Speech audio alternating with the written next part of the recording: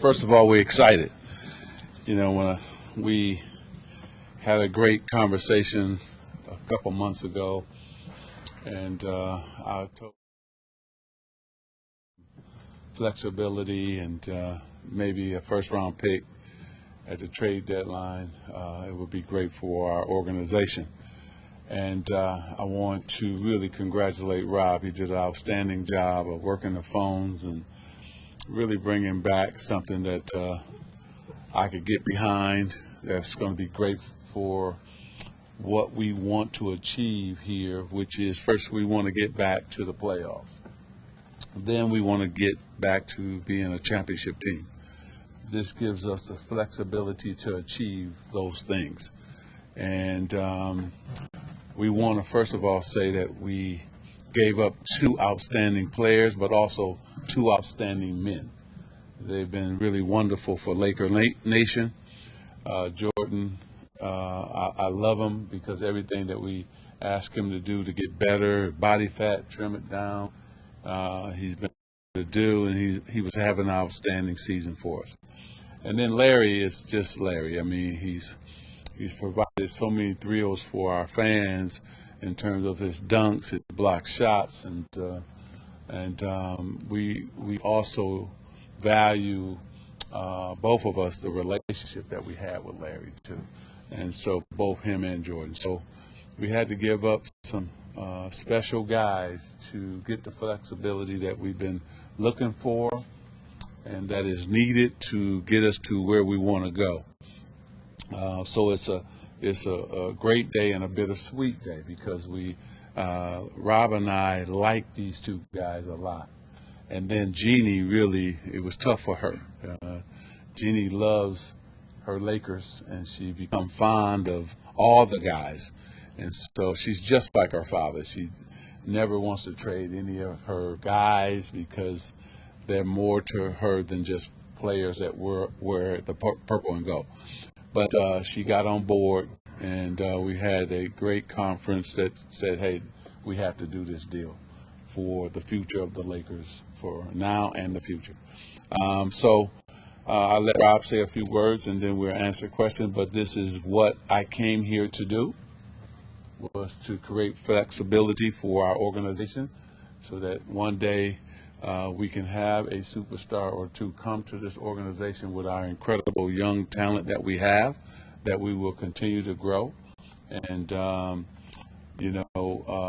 the Lakers right now, we're on a good run, and we're playing some good basketball. So I want to thank Coach Walton and the players for really playing some good basketball right now. So it's tough for them, too, because 2 of their friends also got traded today. So, Rob?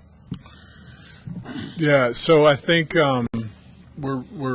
this is a bittersweet moment for us. But overall, if you look at the pathway to the great teams and success in the NBA, most of the time it's through a road where a team has great flexibility and draft assets to seize opportunities to get the elite players in the game. And I think we probably more than any organization in the NBA right now have the healthiest salary structure, the healthiest flexibility. We replenished the fact that a draft pick for 2018 had gone out as part of the Steve Nash deal from a few years back. Now we replenished that first-round pick with this deal. We created more flexibility. And lastly, we added 2 shooters to our lineup, which is something that Magic really wanted to see. Fry is an outstanding shooter. Isaiah Thomas, of course, has shown the ability to make big shots and threes. So this trade kind of hit on all fronts. Yeah. It gave us great flexibility. It gave us our draft pick back, and it addressed a need that our team has right now, which is making 3-point shots. The bittersweet part, of course, is that, as Magic said, Larry Nance, we love everything about him, who he is as a person and a player. Jordan Clarkson has been amazing. He's grown up here. But sometimes when you're like this building that we're in right now, there's stages of it, of the construction to get and build something beautiful. sometimes you have to tear down a corner or you have to redo the kitchen, in the remodel on the house. And that can be hard when you're doing it. But the end product is something that's great, just like this training center that we're in. It took years to build. This was an essential step for us to get a playoff team and a championship caliber team back to the Lakers, which is the sole goal that Irvin and I have working together. We're excited, too, that there's a heart element to this. Larry Nance gets to go home and play for his hometown of Cleveland. Mm-hmm. So when I talked to his agent today, I just said, hey, sometimes trades are win-win, and we're excited for him there. And Jordan Clarkson hasn't had a chance to be on a playoff team, so this gives him a chance to do that. And so I think this is just a transaction that worked for everybody involved. Yeah, for Cleveland and for us. Irvin, knowing how you were as a player and how close you were to your players, how difficult was this move when you consider your relationship as a player as opposed to now your personal obligations as a position you have here with the team? Well, Jim's hard because, I became really fond of Jordan, and Larry. Rob and I really thought coming into this season they would be the key for our team to take another step. We stayed on Jordan to get better, and he did. And we always wanted to uplift Larry because we know he has great potential. But, Jim, as we all know, if you're going to get something great, you got to give up something great, right? And so it was hard for us to give up our two young players.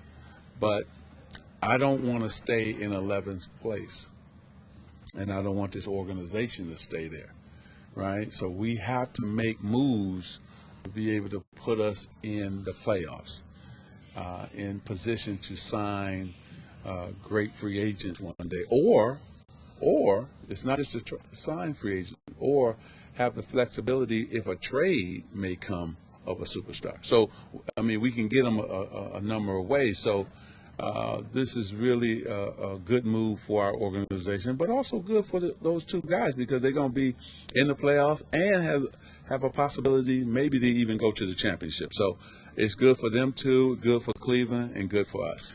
So just to fill in some of the nuances on the trade, Jim, you raise a good question, is that right now the NBA landscape, as we all know, there's very little cap room. Yep. And the teams that have it are going to be able to use it in a great way. There's multiple ways you can use it. You can use it to keep some of your own players, and that's something we'll evaluate with Julius Randle, who's playing outstanding. KCP, Brook Lopez, will certainly continue to evaluate those free agents. Now Isaiah Thomas and Channing Frye and the other guys that will be free agents here. You can also use it, to Magic's point, to do a great trade. If there's a team that's trying to get off a player, a potential star, or you can take salary into your space and get draft assets. There's so many different ways you can use that. And then, of course, the obvious way is if we now have in 2018, in July of 2018 and July of 2019, we now have real 100% space to do two max players if that's what we decide to do, or one in 2018 and then following it up with another one in 2019. So the flexibility is really amazing, and if you break it down and study the cap, I think we feel like we're the most strongly situated franchise in the NBA in terms of where our cap stands. There was a report that you guys have decided to move on from the summer of 2018 and you're turning the focus to 2019. Is that accurate? That's not accurate. I think what's accurate is that we have the ability to look at both. And so we'll, in addition to all the other things I said, it's not either 2019 or 2018. It could be one in each year if we wanted it to be, 2 in 18, 2 in 19, or just sticking with our young core, growing these guys. We'll have many things to look at, and we'll make those decisions when they come. Rob, when you go to recruit players, is it better to have more room that you can recruit 2 players to come as opposed to recruiting 1? Well, I think too, it's just what we need is the flexibility. And so I think that it's not one thing or another. It's an opportunity for us to make sure that we have the flexibility that we can recruit. Because when you go out, you may target one or two, but you may say, hey, there may be some smaller guys too. So it's not just two guys, it might be four guys. So go ahead, Rob. But that's what we're looking for, just the flexibility. And the NBA is full of surprises, and I think if you look at teams that are doing really well right now, if you look at the Boston Celtics in the East, they had flexibility to take advantage of a very unique situation that happened in the offseason. We can't talk about specific players' names, but they were they were in a position to take advantage of an unexpected, unique opportunity that has led them to be an elite team.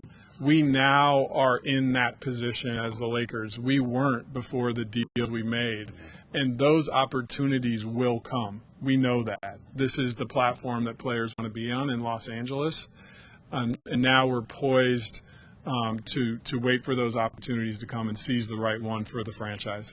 How do you sort of reconcile the hope to maybe get those elite players quickly, which obviously elevate the team faster than some of the more incremental moves, but those you can accomplish quicker as opposed to having maybe wait 2019, that doesn't work, it's 2020. How do you kind of reconcile those two things? I think with confidence. I think the way Irvin and I have both run our business and lived our lives is you operate in a position of strength and confidence. We have a very clear belief in what we want to accomplish. And let's face it, in this league, you can't have an elite team if you don't have the elite players. Yep. So that has to be the strategy if you want to be elite. Or we'll stay where we are, and I don't want to stay where we are. I don't want to be on the outside of the playoff looking in. We have to take another step, right? And so this move allows us to position ourselves to hopefully take that next step. And so, which is get into the playoffs and be one of the best teams in the West and in basketball. And so, and it's not just the money, it's also that draft pick, very important. So however you guys end up using the flexibility, whether it's this summer, next summer, it's everything trades, whatever is in the ultimate goal of finding a path to an elite play. Absolutely, and I think the other thing you have to look at in this deal is we were able to keep our core intact. We had, I think, around the league, the number of calls we got on our young players is staggering. But I think it's just a reassurance that we drafted really, really good players. That's a great point. Josh Hart has emerged as 3 double-doubles for a guy that was drafted in the 25 to 30 range. That doesn't happen for a guard.